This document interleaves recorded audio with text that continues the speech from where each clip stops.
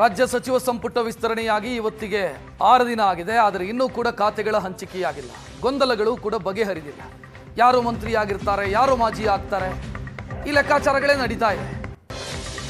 ಖಾತೆಗಳ ಹಂಚಿಕೆಯಾಗ್ತಾ ಇಲ್ಲ. ಇವತ್ತು ದೆಹಲಿಗೆ ಹೋಗ್ತಾರೆ ಸಿಎಂ ಮತ್ತು ಕೆಪಿಸಿಸಿ ಅಧ್ಯಕ್ಷ. ಸಂಪುಟದಲ್ಲಿ 4-5 ಬದಲಾವಣೆಯ ನಿರೀಕ್ಷೆಯೂ ಕೂಡ ಇದೆ. ಖಾತೆ ಹಂಚಿಕೆ, ಸಚಿವರ ಬದಲಾವಣೆ, ವರಿಷ್ಠರ ಜೊತೆಗೆ ಚರ್ಚಿಸಿ ನಿರ್ಧರಿಸೋದಕ್ಕಿದ್ದಾರೆ.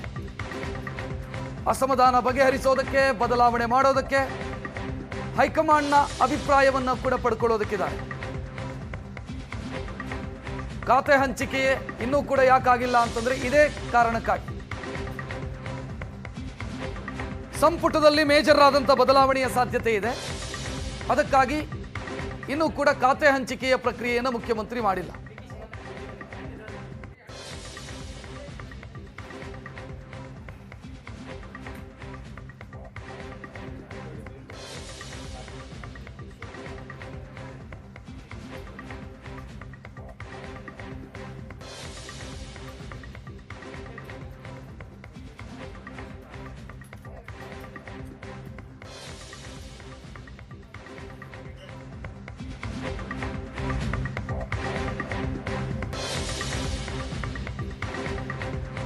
ಸಚಿವ ಸ್ಥಾನ ಕೈ ತಪ್ಪಿದ ಬಗ್ಗೆ ಮಹದೇವಪ್ಪ ಕೂಡ ಅಸಮಾಧಾನಗೊಂಡಿದ್ದಾರೆ. ದೆಹಲಿಗೆ ಹೋಗಿದ್ದಾರೆ, ಬೆಂಗಳೂರಿಗೆ ವಾಪಸ್ ಆಗಿದ್ದಾರೆ. ಈಗ ವರಿಷ್ಠರನ್ನ ಭೇಟಿಯಾಗಿ ಬೇಸರದಿಂದ ವಾಪಸ್ ಆಗಿದ್ದಾರೆ.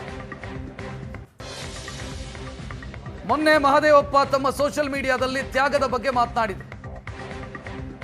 ಈಗ ಮಹದೇವಪ್ಪ ದಿಲ್ಲಿಗೆ ಹೋಗಿ ವಾಪಸ್ ಬಂದಿದ್ದಾರೆ. ಅವರನ್ನ ಚಲುವರಾಯಸ್ವಾಮಿ ಭೇಟಿಯಾಗಿದ್ದಾರೆ. ಸಚಿವ ಚಲುವರಾಯಸ್ವಾಮಿ ಭೇಟಿಯಾಗಿದ್ದಾರೆ. ಯತೀಂದ್ರ ಹೇಳಿದ್ರು, ಪ್ರಯತ್ನ ಮಾಡಿದ್ರು ನನ್ನ ತಂದೆ ಮಹದೇವಪ್ಪ ಅವರನ್ನ ಕ್ಯಾಬಿನೆಟ್ಗೆ ತೆಗೆದುಕೊಳ್ಬೇಕು ಅಂತ. ಹೈಕಮಾಂಡ್ ಅವರೇ ತೆಗೆದುಕೊಳ್ಳಿಲ್ಲ. ಸೊ ಹೈಕಮಾಂಡ್ ಪ್ರಮುಖ ನಾಯಕರನ್ನ ಭೇಟಿಯಾಗಿ ಮಹದೇವಪ್ಪ ಅವರು ವಾಪಸ್ ಬಂದಿದ್ದಾರೆ. ಅವರನ್ನ ಚಲುವರಾಯಸ್ವಾಮಿ ಭೇಟಿಯಾಗಿದ್ದಾರೆ.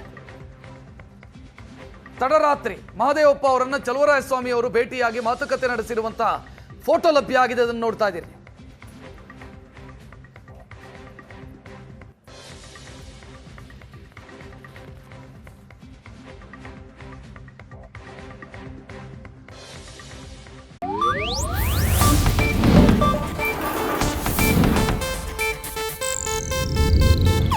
ಇದು ಏಷ್ಯಾನೆಟ್ ನ್ಯೂಸ್ ನೆಟ್ವರ್ಕ್ ಪ್ರಸ್ತುತಿ.